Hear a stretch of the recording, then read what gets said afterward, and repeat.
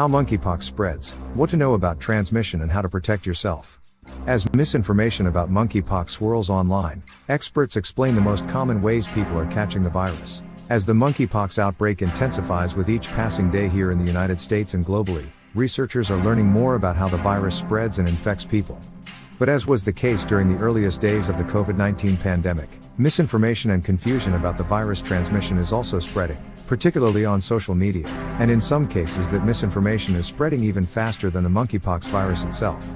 In order to get the virus under control and allow individuals to protect themselves, or get treatment if needed, it's important to accurately understand how monkeypox transmission really takes place. Here's what you need to know about how the virus spreads, your risk of getting it, and how to stay safe while avoiding misinformation. If you are finding value in this content, please like and subscribe so you don't miss out on our upcoming videos. Monkeypox's primary mode of transmission. Monkeypox can be transmitted in a number of ways, although by far the most common is from direct intimate contact, said Hana El Sahly, MD, professor of molecular virology and microbiology at Baylor College of Medicine. The two most important ways of transmission of monkeypox are through skin contact or through mucosal surfaces, especially the respiratory ones, Dr. El Sahly says. These mucosal surfaces include the mouth, rectum, and genitalia.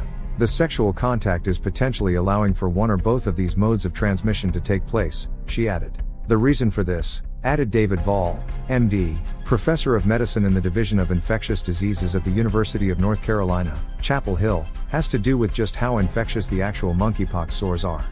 While there could be sophisticated studies that use PCR techniques to find monkeypox virus in somebody's saliva or their semen, or on their elbow, it really is the weeping lesions that pose the most risk.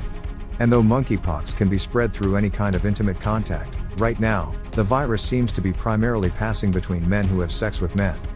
The CDC reported that 99% of confirmed monkeypox cases in the US are in men, and 94% are in men who recently engaged in close intimate contact with a man. This certainly doesn't make monkeypox a disease that can only be passed around in queer communities. And, the CDC has made clear that monkeypox is not considered a sexually transmitted disease, STD, at this time. It's certainly easy for monkeypox virus to pass from person to person when that direct skin or mucous membrane contact is happening during sex, but any close contact with a lesion could put a person at risk. This found a niche in sexual networks, and that's where it's been able to travel, just like a boat or a raft along the river, Dr. Vall explained. But once that river starts to branch out to other tributaries, we start to see other types of folks that will, we're starting to see this now, get infected. Other possible modes of transmission. Because monkeypox doesn't necessarily need to be passed via sex, the population at large may be concerned about whether they need to restrict close contact with people in public, or even with public objects, surfaces or foods. The good news is that even though this sort of casual transmission can happen, it's highly unlikely that a person would catch the virus this way.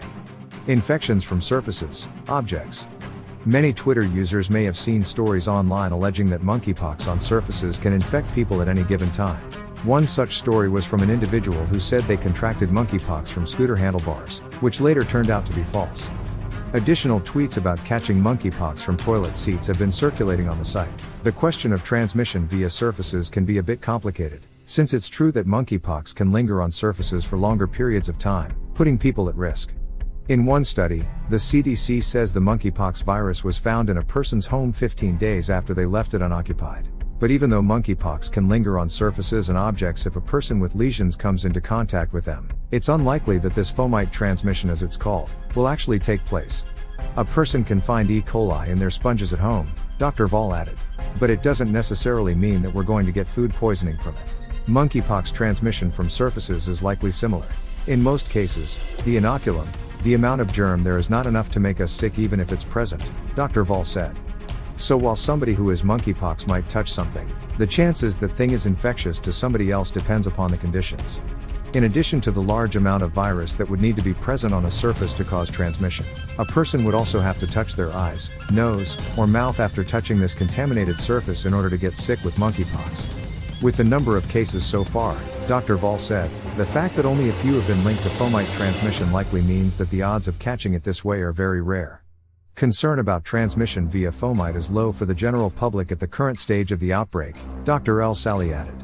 However, in households with a case of monkeypox, or in healthcare facilities administering care to monkeypox patients, attention should be given to transmission via fomites. close contact in public spaces.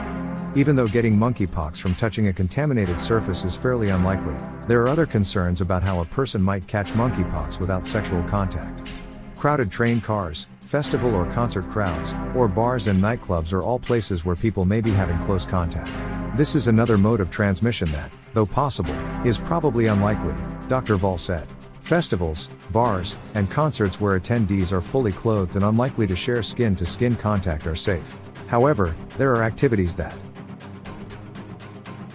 occasionally take place at these and other locations, like kissing, that might spread monkeypox, Dr. El Sahly added. Another question circulating online is whether, like COVID, monkeypox could be spread in the air through coughing, sneezing, or breathing. The hashtags, #MxIsAirborne and #monkeypoxIsAirborne are being shared on Twitter. But catching monkeypox this way is yet again possible, but unlikely. It's not like COVID-19, the SARS-CoV-2 virus, which can float on air really far. The monkeypox virus is bigger, it can be found in droplets. So that would mean that somebody maybe who has a mouth lesion and who's coughing or sneezing, maybe they could propel this out and people can get it, Dr. Vall said. I'm not as worried about respiratory transmission. People who have monkeypox and those they may be coming into contact with, like family members or healthcare workers, are encouraged to wear masks, the CDC says. It would make sense for additional prevention measures, such as mask wearing, to be adopted more widely, Dr. El Sahly added. Such a step would lower a person's risk of catching the virus in public places or in healthcare facilities. In general though, casual contact does not seem to be a major player driving the outbreak right now.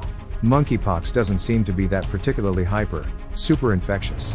It doesn't seem to be something that people are catching by sitting on toilet seats or trying on clothes, or being on subways together, Dr. Vall said. That just doesn't seem to be a good way that this virus can transmit from one person to another. This virus likes to be transmitted, if you will, by direct contact, and that's what I would be worried about. Although, it's worth noting that just because these modes of transmission are more uncommon, it doesn't mean there's no risk of catching monkeypox this way. An early release research letter, a team of Stanford researchers found that a man in California contracted monkeypox after having no recent sexual contact with anyone. Researchers said the case could highlight the possibility of virus transmission at crowded outdoor events or through contaminated sheets or surfaces. The virus is capable of transmitting in other ways, which makes most persons at risk of acquiring and transmitting the virus, Dr. El Sahly said. It may seem like it is too much to go through and absorb, having went through COVID-19, but we all need to be armed with knowledge and be cautious. What steps can you take to slow the spread of the outbreak? Being knowledgeable about monkeypox and how it spreads is a good first step toward getting the outbreak under control. It's easy to fall victim to online confusion and fear, Dr. Vall said. Part of our instinct as humans is to be afraid of and want to avoid pathogens so that we stay safe. But, because we know a good deal about monkeypox and how it spreads, people should be able to make a relatively informed call about how much they may or may not be at risk of catching monkeypox at this stage of the outbreak. Dr. Vall added that even though men and gay and bisexual communities have been the biggest targets for testing and vaccination efforts, really anyone who has sex with men could be at risk of getting monkeypox. In particular, transgender women and sex workers have largely been left out of the conversation, he adds. The chance of any one person who has sex with a man getting infected is really low. But if you're in a place where there has been more transmission with monkeypox, if you're in sexual networks where the virus has found itself and concentrated, your risk is higher, he said. To protect against transmission, it's best to have an open conversation with your partner and, before engaging in close contact, make sure that they're not feeling sick or experiencing any rashes. Monkeypox seems disgusting or terrifying to a lot of people, Dr. Vall said, which he thinks is in part due to the virus name. But doing what we can to avoid stigma, get tested and vaccinated, and be extra cautious if need be are all steps in the right direction. We're going to have to be a little bit more cautious right now, but most of us don't have to do anything different than what we're doing now. Good hand hygiene. I think COVID-19 mitigation strategies have helped us for flu. I think they've helped us obviously for COVID-19 and they can help us here too, Dr. Vall said. Thanks for watching and please check out some of our other health-related videos.